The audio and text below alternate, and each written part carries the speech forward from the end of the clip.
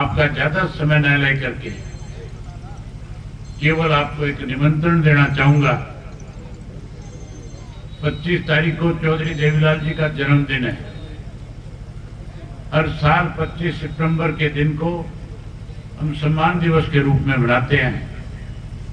लाखों लोग चौधरी देवीलाल को श्रद्धा सुमन अर्पित करने के लिए चौधरी देवीलाल के जन्मदिन पे इकट्ठा होते हैं।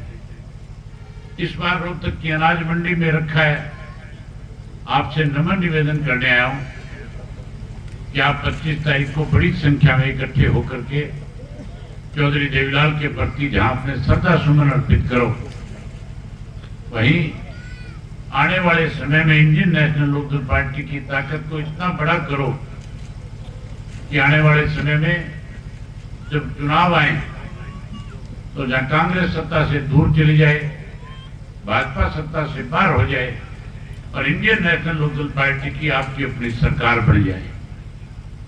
साथियों, मैं पिछले 2 साल से लगातार हरियाणा प्रदेश के अनेकों गांवों में जाकर के आया हूं। पहले तो एक परिवर्तन यात्रा निकाली थी। उस परिवर्तन यात्रा के तहत जहां 4200 किलोमीटर का सफर तय किया था, वहीं 2000 गांव, शहर और कस्बे में लोगों से मिला था। जब लोगों से मिल रहा था तो लोग बड़ा खुल करके एक बात बता रहे थे कि हमने भारतीय जनता पार्टी को सत्ता से 2019 में बाहर कर दिया था, लेकिन कुछ ऐसे लोग विधायक चुनकर के आगे, कुछ ऐसे लोगों की पार्टी के मेंबर बनकर के आगे, जिन्होंने विपक्ष में रह करके भाजपा को सत्ता से बाहर करने की बजाय कहीं भाजपा के भागीदार बन के प्रदेश को दोनों हाथों से लगातार लूटने का काम किया 5 वर्ष में। साथियों, आपको याद होगा एक जननायक जनता पार्टी के नाम से एक नया राजनीतिक दल का गठन किया गया था। वो जननायक जनता पार्टी नहीं थी, वो जयचंदों का एक जमावड़ा था जो लूट के नाम पे राजनीति करके कहीं आगे बढ़ना चाह रहे थे। लोगों ने कहीं उन पे विश्वास कर लिया, भरोसा कर लिया, 10 सीटें जीत करके दे दी।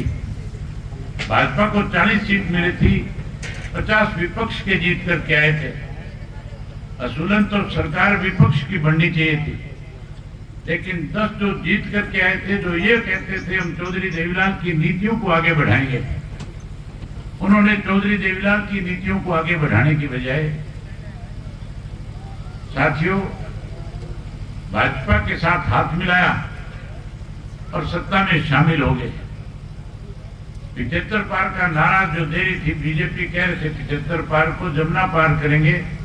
जमुना पार करने के बजाय चौधरी देवीलाल की नीतियों को गिरवी रख दिया, सत्ता में शामिल हो गए और 5 वर्ष तक दोनों हाथ से इस प्रदेश को लूटने का काम किया।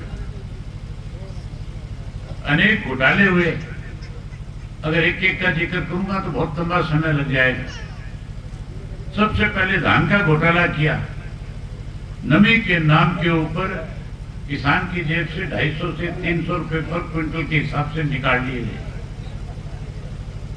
धान के घोटाले के बाद जब कोरोना काल आया तो शराब का घोटाला किया और उस कोरोना काल में उस वक्त में शराब का घोटाला हुआ साथियों, जब एक से दूसरा व्यक्ति एक से दूसरे के घर में जाने से भी कतराता था। रिश्तेदार टेलीफोन पे तो पूछ रहे थे कि सब ठीक ठाक है, लेकिन कोई किसी के घर पे दरवाजे पे जाकर के उस तक पहुंच नहीं कर पा रहा था।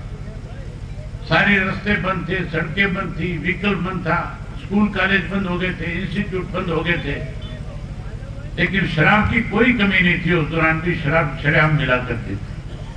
हजारों करोड़ का शराब का घोटाला हुआ, फिर रजिस्ट्री का घोटाला हुआ। रजिस्ट्री के बाद जोड़ की खुदाई और सफाई के नाम पे घोटाला किया गया। पढ़े लिखे नौजवान बच्चों को पेपर भरवा करके पैसे उनकी जेब से निकाल करके पेपर लीक घोटाला करने का काम किया। यहां तक जो सरकारी दवाइयां कोरोना के वक्त में खरीदी गई, उसमें 450 करोड़ रुपए सत्ता में बैठे लोग डकार गए।